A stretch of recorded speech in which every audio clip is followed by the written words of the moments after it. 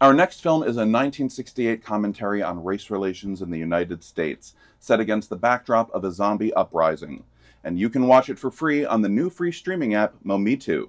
From writer-director George Romero, this is Night of the Living Dead. I'm Harry Marks. You can find me on TikTok at Lobby Intros as the host of the classic film history channel Let's All Go to the Lobby.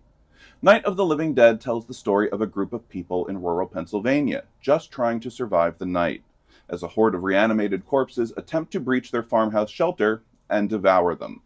Romero's original idea for Night of the Living Dead was a horror comedy about adolescent aliens. He quickly pivoted to a different topic when it became clear he didn't have the funding to make a convincing spaceship. His inspiration for the idea of zombies, a word that is never uttered during the movie, came from Richard Matheson's science fiction novel I Am Legend. In the book, the world is all but wiped out by a plague, which has turned almost everyone into a vampire-like creature. Romero, looking to make a movie about something equally devastating, realized he couldn't do vampires, so he asked the question, what if the dead stopped staying dead?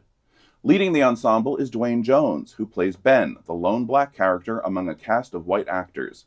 The casting was controversial, to say the least. For one, Ben was originally written to be played by a white man. It wasn't common for an American film to feature a black leading man at the time, especially when the rest of the cast was predominantly white.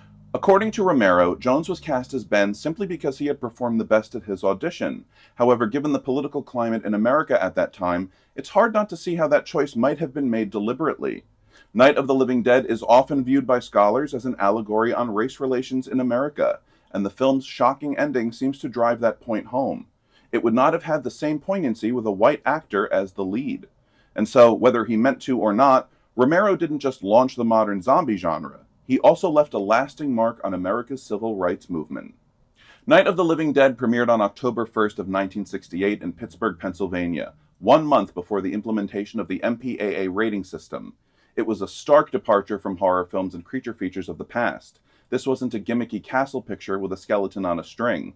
In his review of the film for the Chicago Sun-Times, critic Roger Ebert noted how the kids in the audience went from screaming to silent. Quote, the movie had stopped being delightfully scary about halfway through and had become unexpectedly terrifying. But that didn't stop audiences from flocking to theaters. Night of the Living Dead pulled in over $15 million over the next 10 years and became the top-grossing film in Europe for 1968. Since then, the film has entered the public domain and undergone a number of updates, colorizations, and restorations. And so here it is, starring Duane Jones, Judith O'Dea, Carl Hardman, and Marilyn Eastman. From George Romero and Image 10, this is 1968's Night of the Living Dead, now playing for free on Momitu.